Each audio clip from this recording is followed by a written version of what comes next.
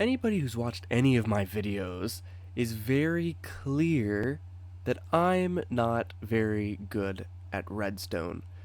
But I've been wanting to branch out just a little bit, and I've been wanting to make something a little bit more complicated in terms of Redstone. And so I have come up with this and this. But we're going to start off with just this.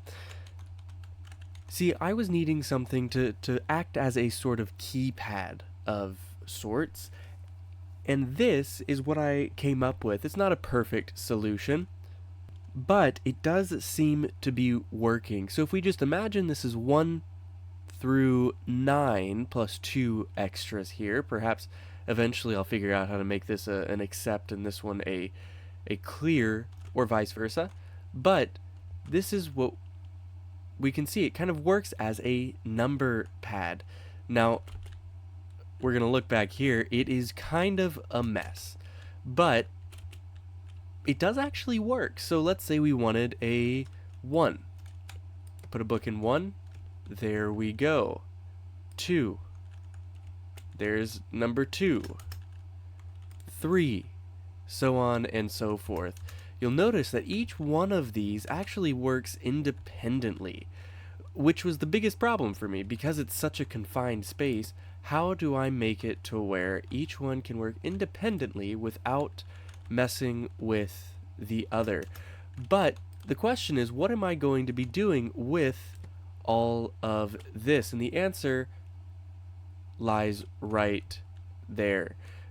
See, there's no real point to making a key lock if it doesn't actually open anything.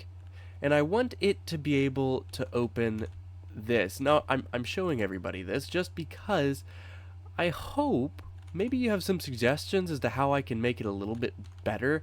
I could always look up a tutorial, but I don't want to be frank with you. Don't want to at all. And so, this is what we're coming up with. And of course, each one of these we can make it kind of a puzzle thing where you have to have a certain number of books or all of the books in here. So let's clear this guy out. Now, exactly how I'm going to make this actually function as a keypad, I'm not 100% sure, but that is going to come in just a second. In the meantime, I kind of wanted to show you this. Once again, it's not great, but it's something I came up with on my own, and I am having quite fun with it. So of course, we make this go down, and it opens up. That I wish I could figure out how to make not happen, but in the meantime, it'll work just fine. And then to open it back up, it of course does this. The biggest problem I have with all of this is actually these 5 blocks here. I would love to somehow make it to where this is pushed to the side, but I'm half afraid of touching it because I don't want to break it. But ultimately, I want to connect these two things. Perhaps have the keypad going out this way and have this be just a hidden door of some kind. And I think that will be eventually what happens in my Minecraft world. But in the meantime, I think I need to figure out how to make this only output a signal when I want it to, whenever I get the books in the correct orientation. So let's see if we can't get this figured out. And here we have basically the passcode that I want, just this little bit on the outside here. It's sketchy is going to be the best way of putting it. I think I'm going to put things at the end of the numbers that I don't use, just so that it makes a sound, so it's not quite as obvious which numbers aren't being used. But basically, the code is going to be 23600 for this setup. And how I'm making this work is, again, using these, acting as a sort of number pad. So we've got a 2. It powers this, which then, actually, I guess before I should show you everything that I did without this. So as this is, because of the comparator and the composter here, this is always locked. And because it's locked, no matter what I do here, it's not going to give an output. And ultimately, this is kind of the number that everything hinges on. It just kind of ended up being that way. But in order to unlock it, I've got to put a book in the 2, which does unlock it via the comparator. Put a book in a 3, which pushes this block down to complete a circuit. But again, if I don't complete that circuit, then when I do the 3, nothing happens. Now the issue here is we're close, right? We're close to being able to get this powered, but this has to be lit up. So, in order to light it up, we are going to put a book in the 0, and that pushes it away. And then bring it back with this. And then there we go. We have our output. Of course, I've come to the realization that I think I've messed up here. Let's see.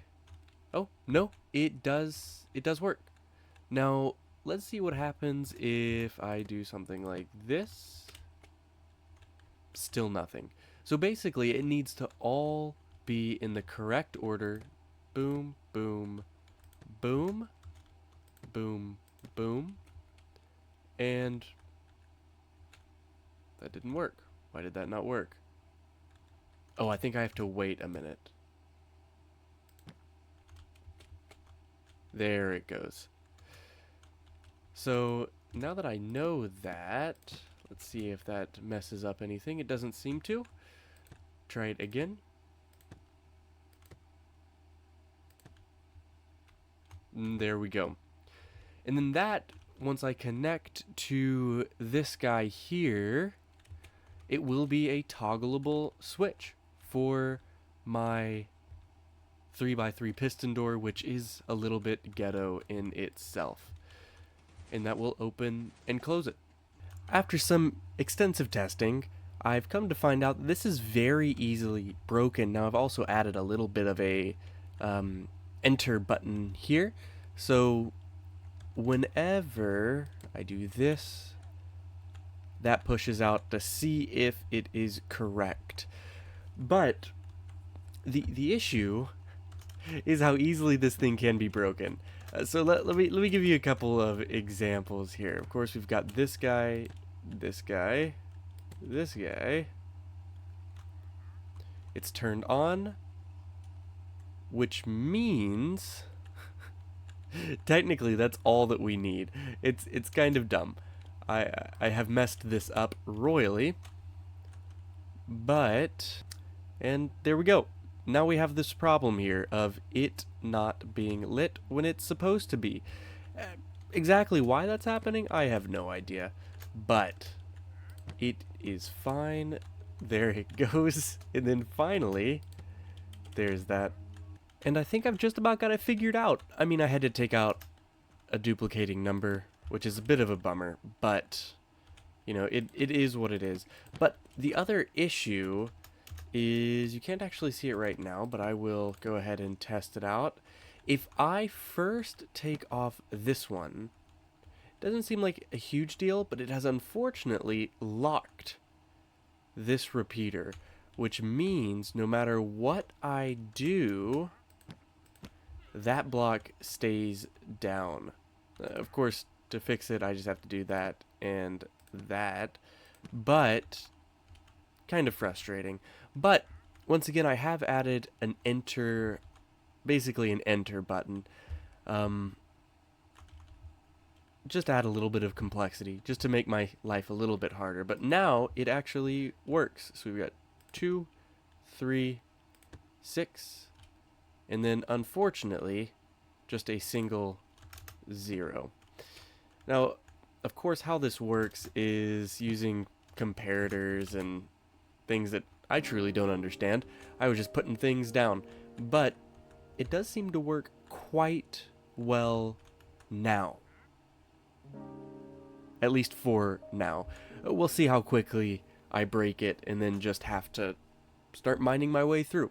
But for now, hopefully this will work. Now, as far as how does this door work, this is just a observer chain for me to toggle it on and off.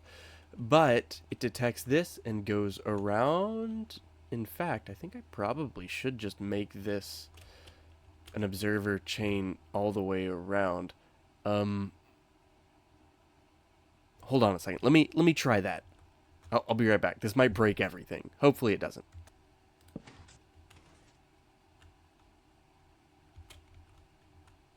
Uh-oh.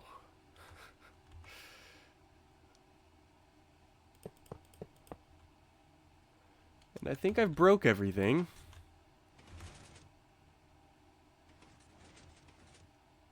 Ooh, that does not seem to work. Okay, don't really know what I did, but let's go back to the way it was. Hopefully we can figure this out. Oh boy. And fixed it. Well, regardless. Not really sure why that didn't work. I feel like it should have worked in my mind, but you know, we're gonna leave it like this. But anyways, it goes all the way up, around, and this of course powers all of these in a series, pulling it up.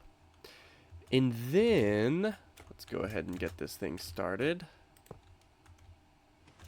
See, I have this little circuit here, and that's basically the double piston extender. I don't actually know how to make these, but this did work.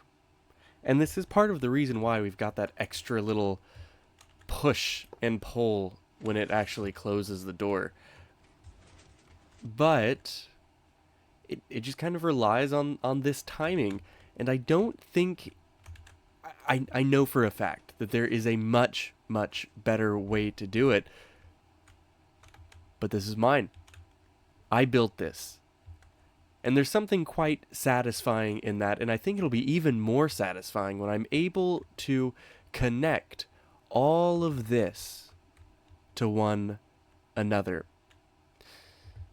Well, thank you so much for watching. My name is Roach, and I'll see you again next time.